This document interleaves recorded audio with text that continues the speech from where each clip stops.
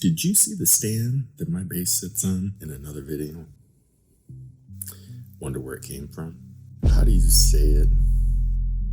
Yeah, I suck at YouTube. I didn't film the build of it. Why? Filming on my iPhone has its, as handy as it is, its limitations. Main one, phone memory capacity. So someone amazing in my life got me a GoPro 11 Black so I can do more camera and angle changes along with all my time lapse with it now. It'll be a huge help for the content capture, make everything easier, and make it so I don't have to capture everything on my phone. It'd be awesome if someone sent me a couple more in the mail to unbox in a video and use them in the studio. Wink, wink. Which leads me to, I forgot how much I prefer editing in Adobe Premiere over Rush on my phone. You know, the Rush on the iPhone is great for editing, but it's bare bones compared to their full editing suite on the computer. I'm really only making videos for the only person who really watched them to begin with, Jason Mazer. He passed away in January 23, but even with his loss, he inspires me to start playing music again. He had the worst psoriasis that ate his skin, joints, and his amazing talent. He played guitar when he was young, but he had to give it up once his skin was too frail to play the strings. It would literally cut his fingers open as he plays. But, well, I'm kind of done grieving, and out of it have gained a focus that I'm alive, and my fingers move great, so use them. Not only them, but all the talents that I tuck away for nobody to know about. More on those later.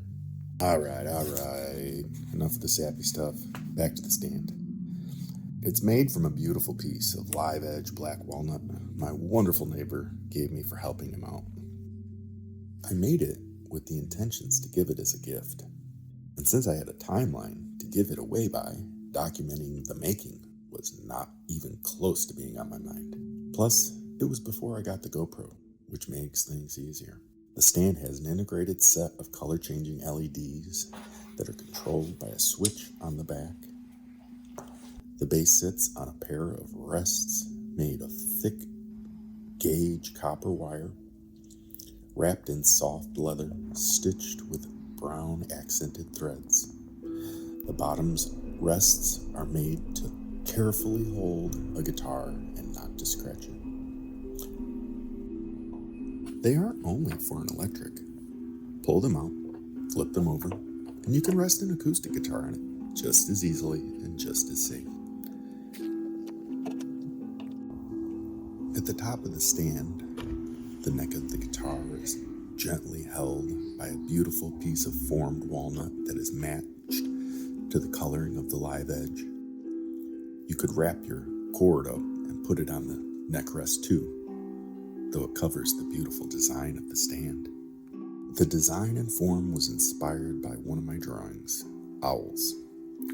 The stand shape was cut with a jigsaw, routed with a router, and with a roundover bit, formed with a hand file and block plane in places, and all the final forming was done with an orbital sander. The design was painted on the wood in blue and then power carved with a Dremel tool with multiple different tips.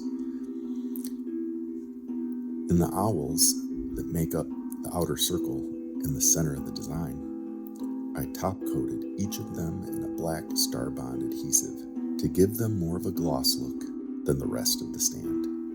I did it in hopes to help preserve some of the detail of the owls as well.